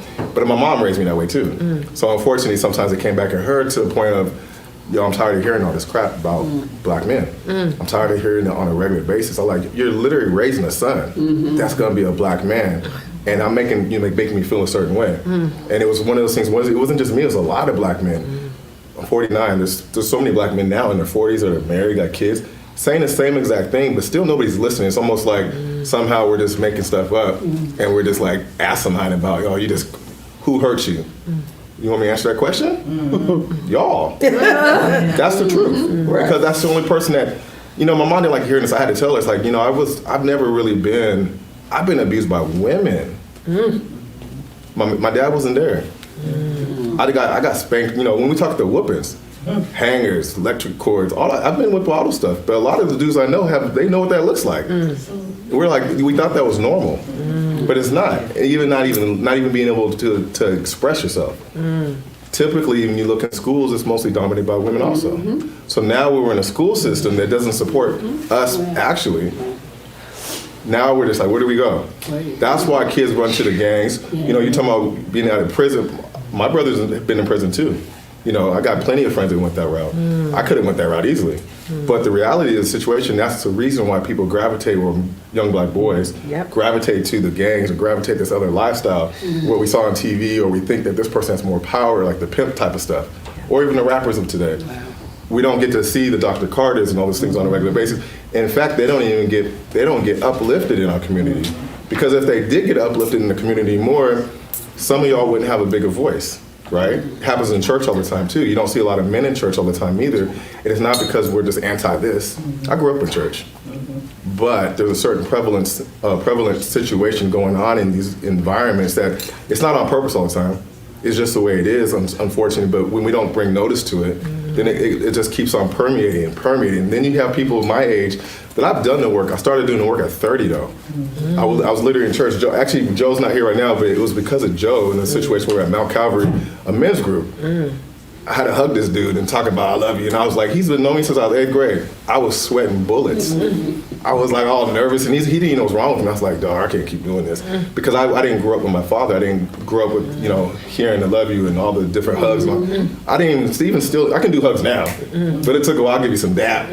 But going back to what I was saying before, having all these emotions repressed consistently, that's a lot of damage. And so for me, I've done the work since about 30 years old, started identifying why I am the way I am. But then I also see it in my friends, and I see it in the younger men, and I see it, I talk to women about this all the time too. It hurts their feelings because they're trying to do their best. And it's just one of those situations where we have to understand most men in a certain category have not had the opportunity. And women have to understand you have to take a step back sometimes and actually listen to men. And it's not because they're trying to dominate. They've never had a chance to even express themselves. So if you're in a boyfriend or a girlfriend, boyfriend relationship or a marriage relationship, most likely if the guy's over 35, he's haven't had a chance to even say, because we didn't have social media. We didn't have the access to this. Oh, that guy's talking about this. We're learning from different people outside of my own community. I get to hear somebody talk about this in Africa or wherever. We've never had that. So this is actually awakening time for a lot of men. They're like, we're not crazy, are we? No, what you're saying, what I'm saying is actually true. And I know most of people, it's like, that's not happening. Most women say that's not true. Yeah, but that's what we were told when we were kids too, and it's the same situation. But now we're awakening. And so what most ladies have to understand, these dudes are not crying per se because they're weak. They're actually crying out because they are strong. And they're tired of being repressed. Can we give them a round of applause for just showing up? I know we got to move on, y'all. I brought Dr. Carter up here. We're going to continue to move on, but we're going to continue to hear these male voices. So please, go ahead. We're going to move to the next step. All right. So I just want to be sure everybody's clear on the next step. You are now writing on the right side of your paper across on the same line as the emotion on the left, and you're writing the opposite emotion. Are we all good? Yes. All right. So I'll have Nathan put on some quiet music, and we will do 4 minutes and see how y'all do. If you need 5 or 6, we'll do that. All right? You can go ahead. Thank you. Thank you.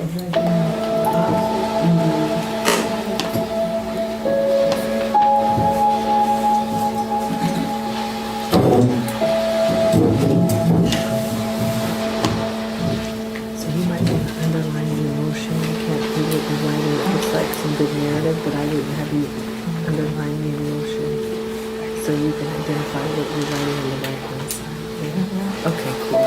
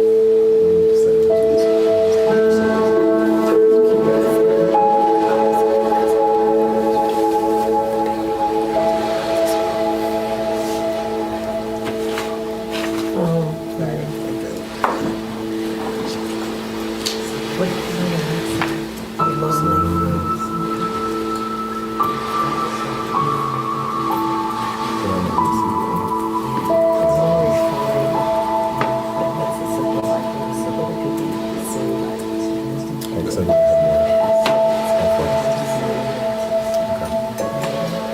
But that's good, 'cause you have a specific.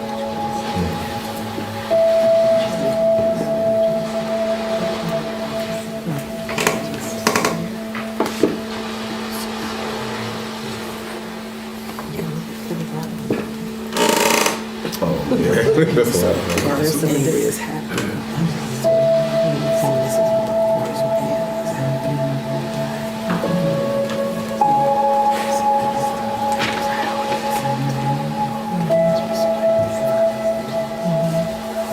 How you coming? You're done writing all your opposites already? That was fast. You go, girl.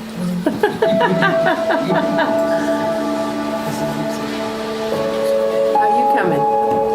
You have your opposites? Very nice. Oh, you got it.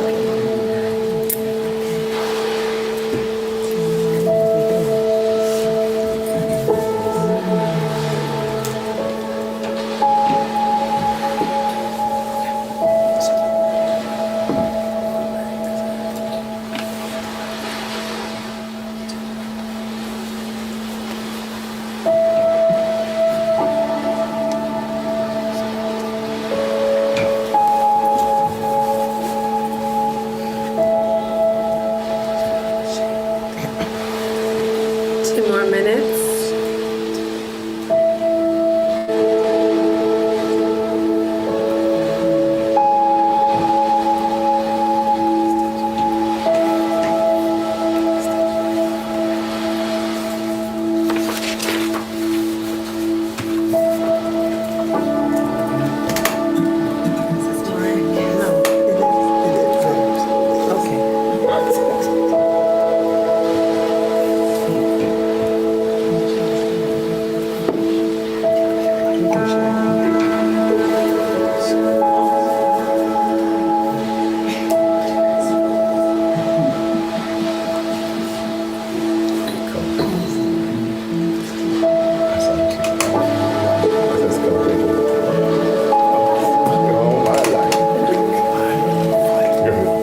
Are you finished, my dear?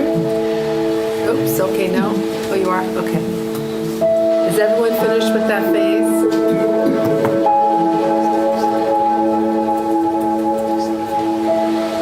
Okay. Nathan, we're gonna... Okay. All right. So let me tell you what this last part is going to entail.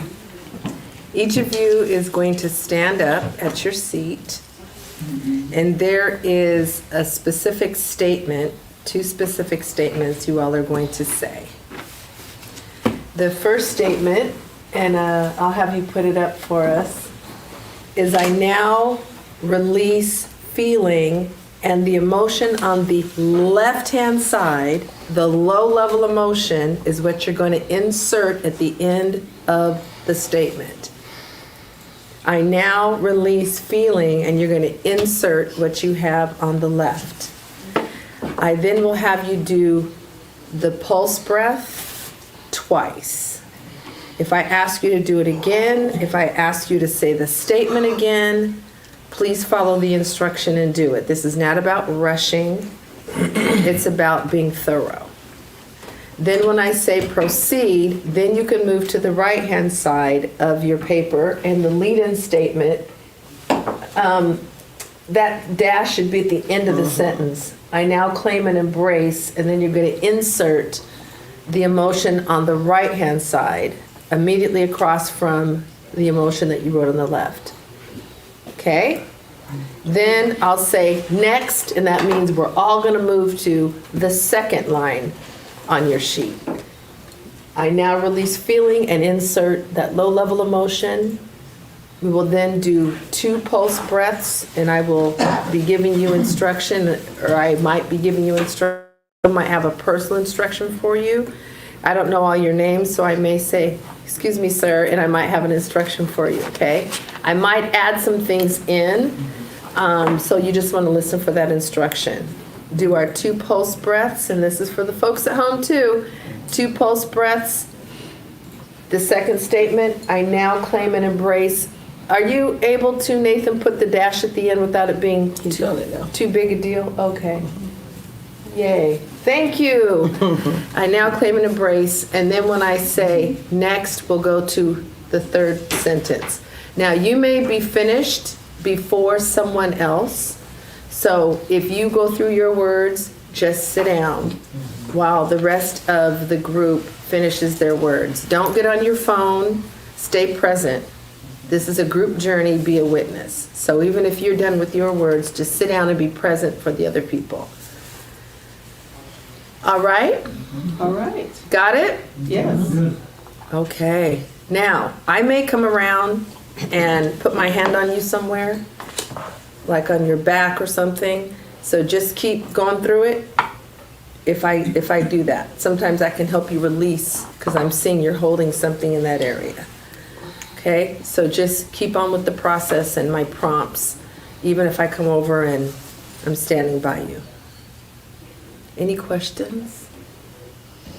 So one of the keys to this, because the throat is part of your power anatomy as a human, so when it comes to these statements, you want to bring some volume to it.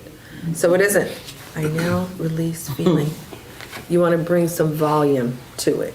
You want to charge the atmosphere with your words. You want to open up this area right here, because a lot of the suppressing, oppressing, it tightens up this area. And you may even find yourself coughing a little bit because you haven't been moving much air through that area because of the constriction. So it's fine if you cough, and it's a great thing if you cough, because that lets you know you are actually widening this area out as you are doing this exercise. So, beloved, let's all stand. You want your paper to be on the table if you need glasses so you can see it. Or if you have to, pick it up to bring it closer to you, but I need you to be able to read it, okay? I'm gonna have you, my dear, move over a bit so there's just more space to the chair to the right of you, just so you have a little room. Just right here. There we go.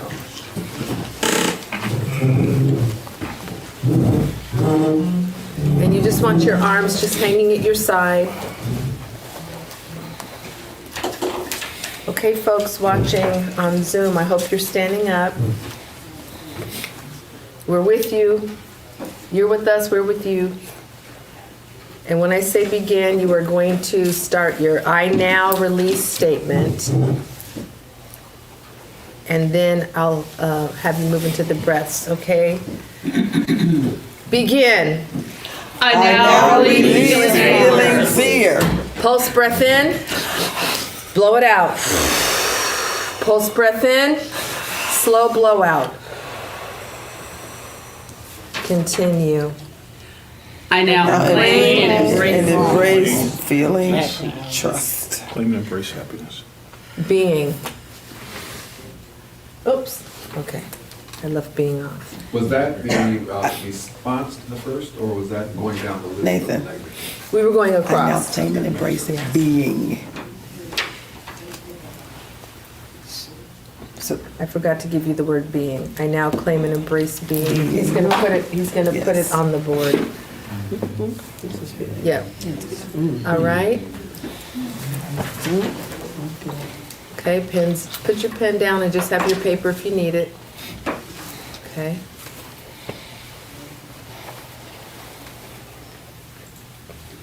We're moving to the next line now. Hands at your side. Stay relaxed. Begin. I now release feeling insecure. Disappointment. Again and louder.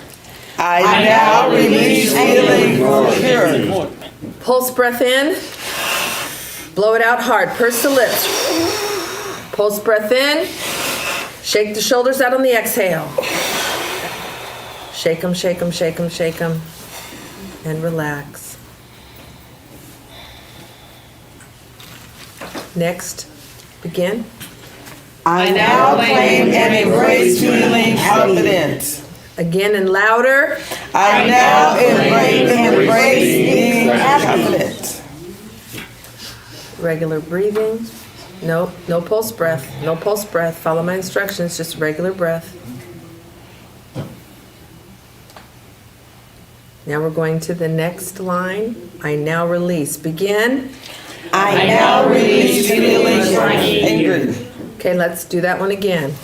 I now release feeling angry. Ooh, pulse breath in. Blow it out.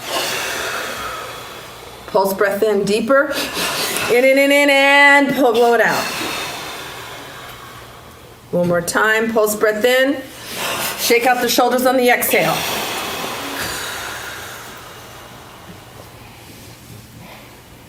Okay, when you shake it out, shake it out. Shake it out when you shake it out. Not shimmy, shake it out. Okay, let's do that one more time. I now release. I now release feelings of anger. Pulse breath in. Another pulse breath. Shake out the shoulders, shake it out, shake it out. Let the hands dangle. Continue. I now Embrace embrace being confident. Say your last word again loud on 3. 1, 2, 3. optimistic. Confident. That wasn't loud. 1, 2, 3. Confident. Next, I now, go ahead. I now release frustration. Judgmental. When you get to the word you're inserting, I want you all to bring a lot of volume to the word. So whatever level you said, I now release feeling, I want you to bring more volume to the feeling you insert at the end of that. Okay? Begin. I now release Come on. judgmental. Let's do it again. I now release Come on. Pulse breath in. Blow it out. Stretch out your neck a little bit, left and right, forward and down. And your shoulders, shrug them. Another pulse breath in. Blow it out. All the way out, all the way out, all the way out in. Pulse breath in again, one more time. Shake the shoulders out, shake the shoulders out. Continue. I now embrace Being clear. clear. What is the last word again on 3? 1, 2, 3. Peaceful. Regular breathing.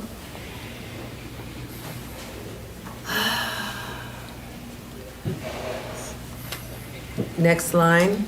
I now release. Begin. I now release feeling guilty. Now I want you to think about that feeling. I want you to use your hand to show where it's tended to locate itself in your body and just put your hand over that area. Whatever that feeling is, where has it tended to locate itself and be held in your body?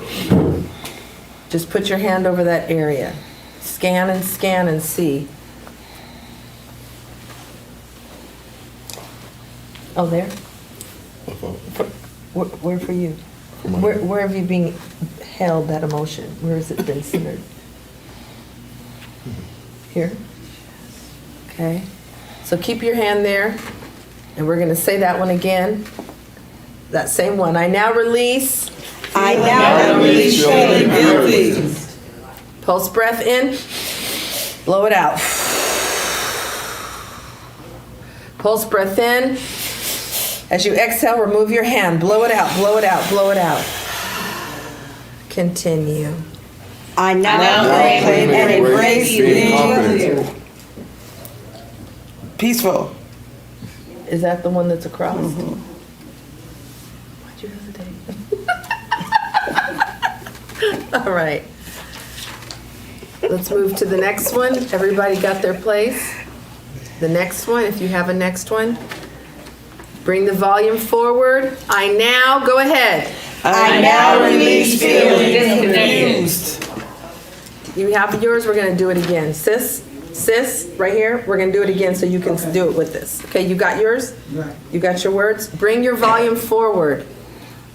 Okay, begin. I now release feelings of fear. Let's do that one again. More volume. I now release feelings of fear. Pulse breath in. Blow it out. Shake your hands out. Shake your hands out. Shake your hands out. Shake your hands out. Shake them downward. Shake them downward. Another pulse breath. Blow it out. Shake the hands downward. Let the energy flow out through your fingers. Release it, release it, release it. One more pulse breath. Stop shaking and in. Blow it out. All the way, all the way, all the way. Okay, continue. I now claim. I now claim to embrace being courageous.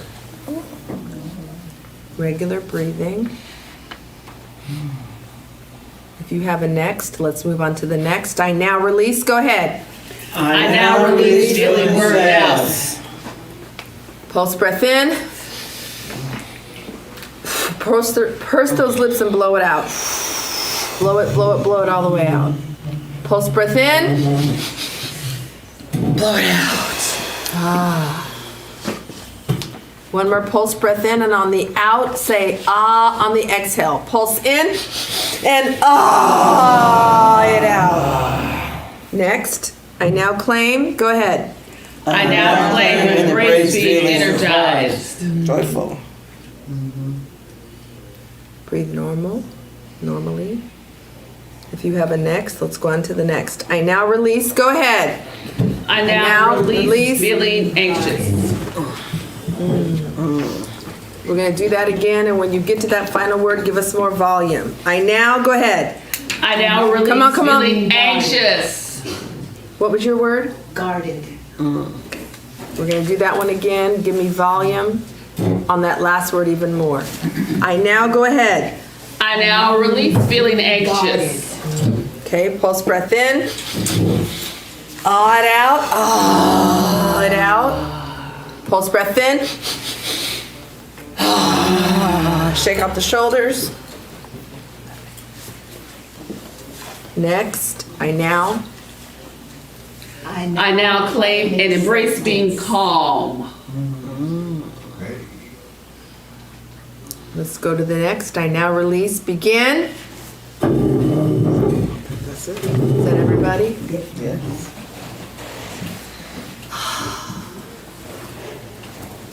So you're just going to hold still for a few moments.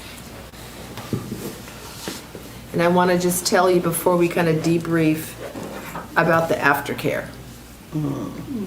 And also for the folks joining us on Zoom. This may seem very elementary, what we just did. But whether you are consciously aware of it or not, you started to create some shifts in your interior. And whenever you have something you've been holding a long time that now is beginning to move out, your body needs time to recalibrate, especially if those emotions on the left have been there for a while, because you probably could put an age on the situation. So you don't want to move into doing and tasks and stuff around the house and grocery shopping and organizing your office, and you want to relax and go to bed earlier than you normally would, because a lot of recalibration happens when we are asleep. That's why we want to get full sleep. So stay in a very relaxed mode. Don't let anybody upset you. I would recommend you don't take any phone calls, don't start texting, all those things that have become our MO.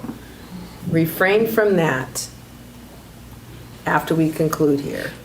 That's also for people with this on Zoom. You also should hydrate, because that will help your body actually move out whatever may have gotten a little loosened up, because that can also include toxins. Breath can also carry toxins out. And a lot of times we don't breathe deeply enough for anything to be carried out. And so you want to have plenty of water, at least 2 cups of water as soon as we're finished. And you want to stay in relaxation mode and don't kick into task doing mode. Everybody got it? Yes. Get in bed early tonight. Get some good deep rest. do not kick into doing.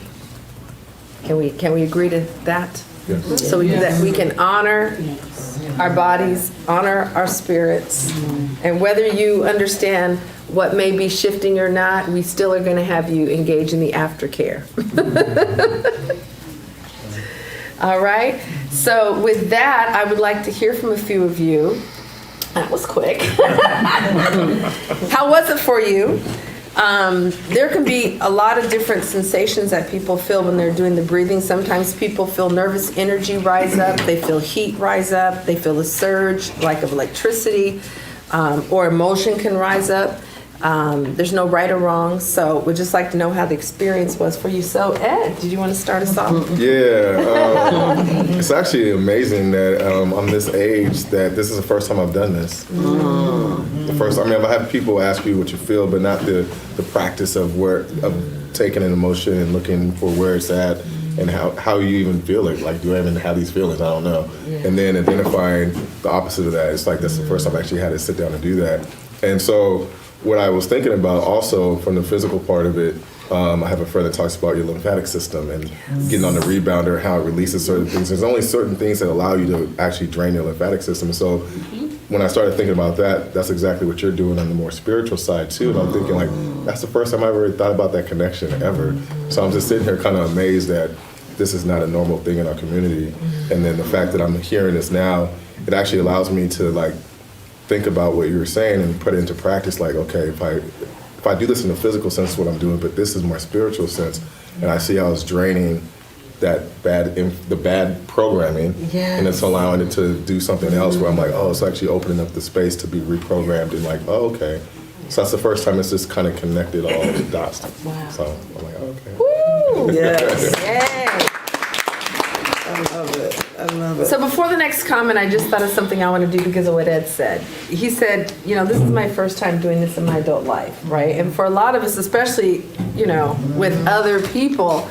So I just want you to reach over to one of your colleagues in this process. So Ed would squeeze my hand and say, good job. I would just squeeze Tracy and say, good job. You squeeze Cassandra. Cassandra squeezed Dr. Linda's. And here it comes. Get ready. It's coming this way. Send it. Did she send it? Okay, now here's the circuitry. Go back and finish right here. Finish it. Say, good job. And then you pass it on to her. There we go. Good job. All right, so I think Dr. Linda and then the gentleman. Yeah, I was just thinking about the intentionality of, naming our emotions and being able to release them. And just thinking, when we don't express, and this term is common in counseling, when we don't express, it ultimately depresses us. So I really like that that whole exercise. I love it. Yeah. So I'd like to say, I'm sorry. This gentleman, you're deferring to this gentleman Right. and then that gentleman. All Okay.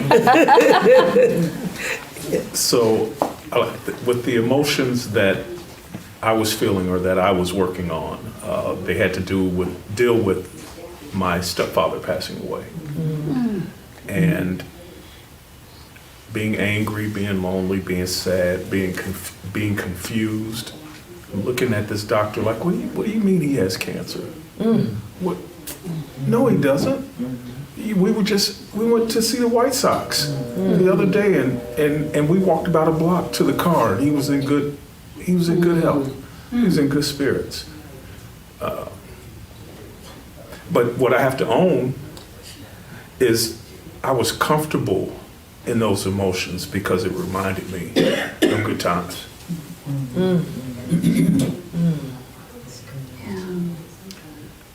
So this is probably something I probably needed to do for a while. That anger just comes from him not being here.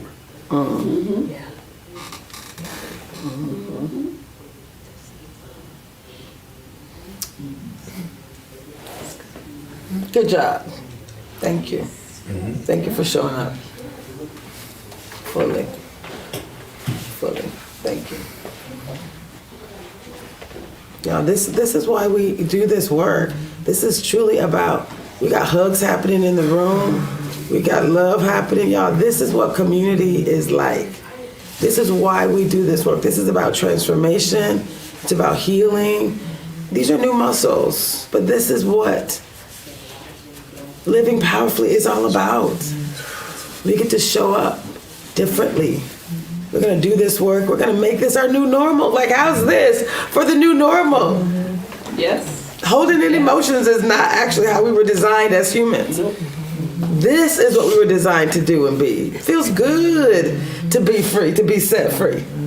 The liberation has been a long time coming, y'all, but it is yours for the taking. Yes. We want to hear from you before we conclude. Yes, my name is Ruben Malik, and this has been a long time coming. I'm 52 years old, and it's been, these emotions and these feelings has been a part of my life for a long time. I think back on when we talked earlier about the who. The who. And the who for me is my parents, is the who. Two different households. Growing up as a kid, you listen to one parent talk about the other parent in a negative way. But as a child, you hear these things. And as you grow up, these things affect you because you're looking for what was said in your other parent. My you don't mind. know if it's true, but you're looking for it. And then when you do find it, it's affirming what was said, but then you start to look for those same things in the parent who said it. And then when you see those things, now the confusion comes. And as a child, I grew up with anger towards both parents. Because you want the best for your parent. They're the best. They mean the world to you, no matter who say what about it. You look at them as your peers, as your teachers, as the one who's supposed to guide you through life. But as a child, as I grew up, I held on to pain that didn't even belong to me.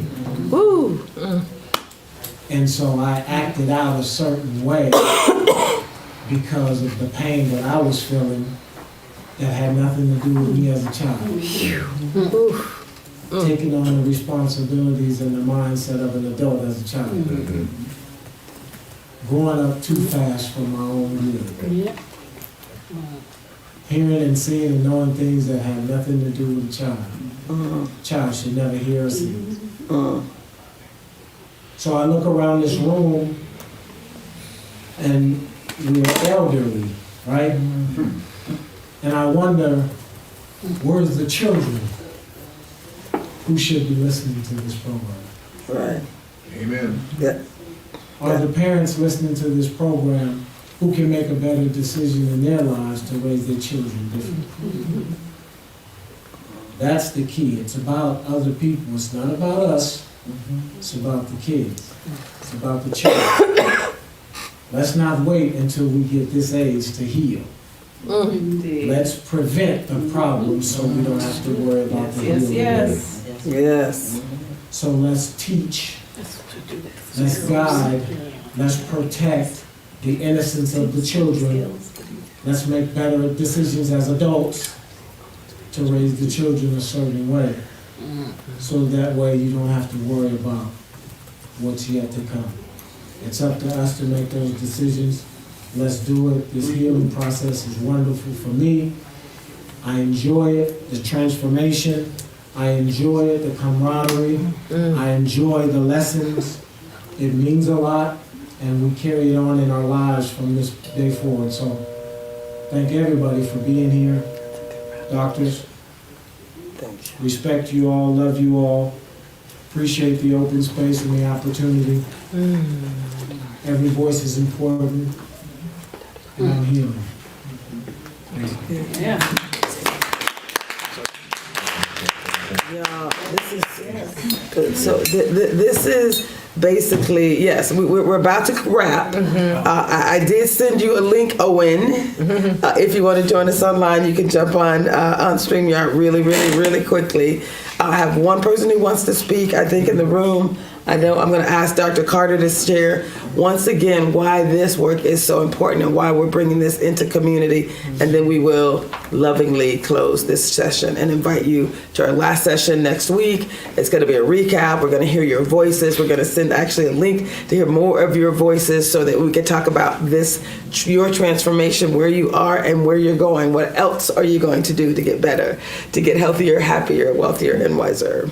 So, yes. So I wanted to add something. I love this exercise. Yes. First of all, because I feel lighter and brighter. And I'm gonna sleep very well tonight. Nice. But I wanted to add something to what the gentleman just said. Not every marriage is going to work.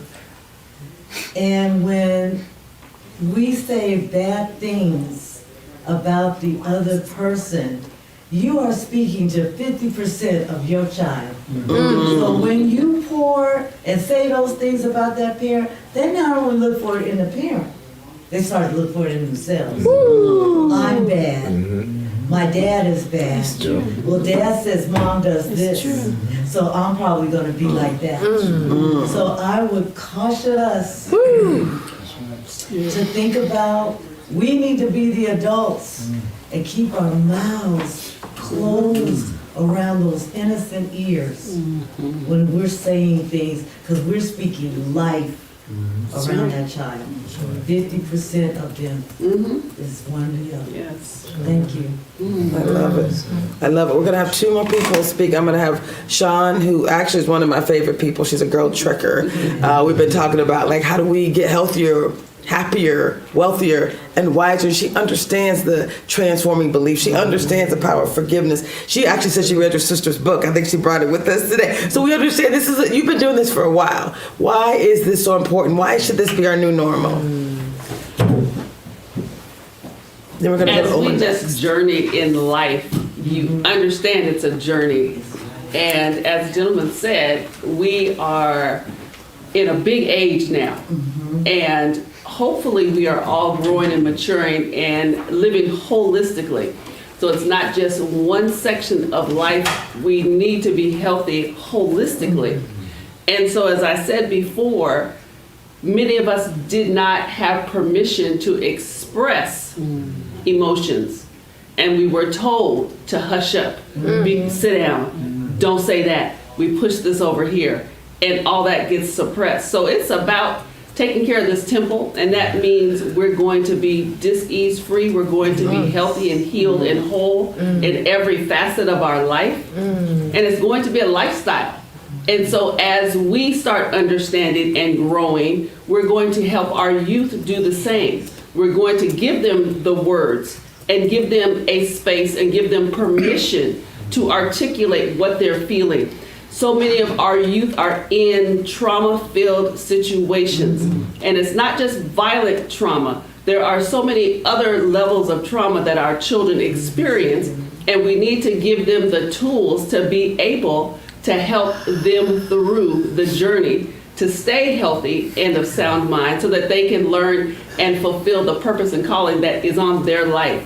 And so as we are here in this space, learning and growing together and learning tools to be able to keep our bodies healthy and healed, we need to make sure that we are training up a child in the way that he or she should go, and then they won't depart. So when they get these foundational elements in their life to be able to handle the triumphs and the tragedies that come with life, they will be on a path to being their best self and being healthy. And that's what we need with embracing our youth so they can be whole holistically. Love it. I love it. I think we have Owen Lawson. Owen is the lead of the Educational Empowerment for New Beginnings. Hey, Owen, how are you? Hey, good evening, everyone. It is a pleasure to see you. I am glad to have been able to attend on this side of, as we affectionately say at New Beginnings, the Digisphere. It How has was your been experience? it has been a phenomenal experience, and as I often say when I'm in person, for every person who is in the room and online, as I heard Tracy say many times tonight, thank you for being present and for showing up. And I think in every session, I've made a confession. Yes, thank you. So I'll keep that straight tonight. I felt like there were reasons why I needed to be where I am this evening. But quite honestly, I wrestled with, was I ready for the task of forgiveness? Was I ready to do that in a public format?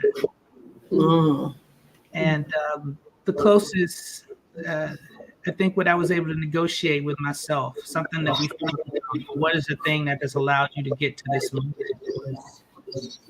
To continue to participate in the process, to help us stand this up, to not be an obstacle, but then also be courageous enough to take what it is that I needed.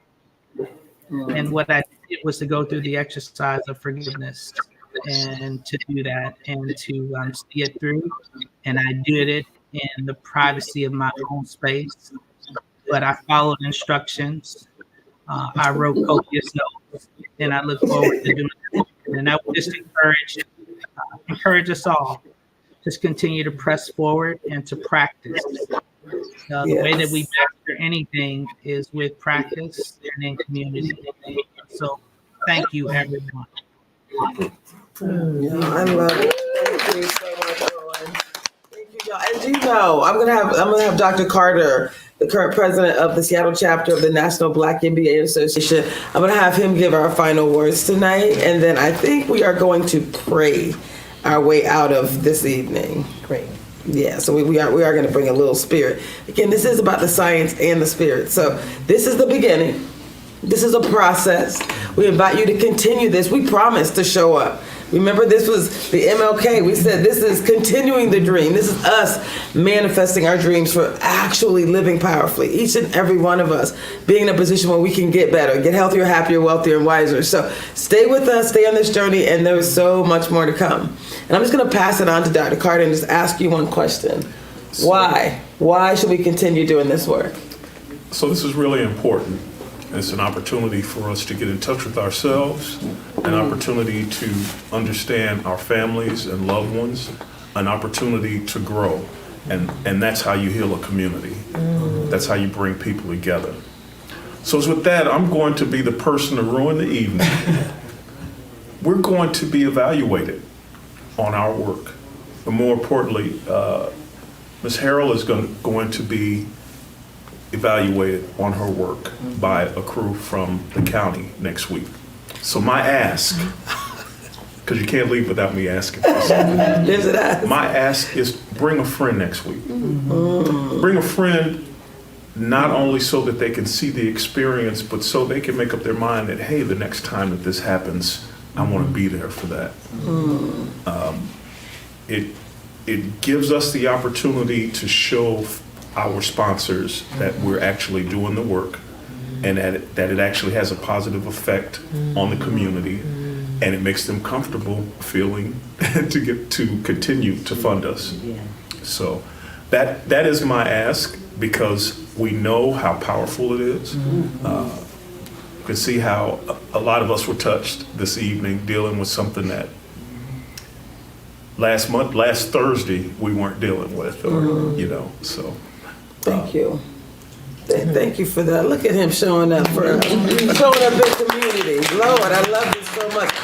Again, this really is, we had 224, I think it was, people in our first experiences from our first session. And each week we continue to grow online. Basically he's saying, if you're online, join us right here in person at Martin Luther King Jr. Memorial Baptist Church. Join us here for an amazing experience. We really want to hear your voices. We want to continue we're going to both recap and share and do all kind of amazing things during that opportunity. So this is going to be about your transformation. It's going to be about our community. Absolutely living powerfully. So that's all we got for today. More to come. We are going to end in prayer though. How about that?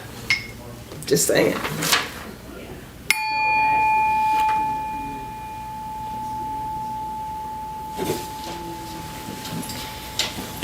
Lord, I just want to thank you. I want to thank you for community.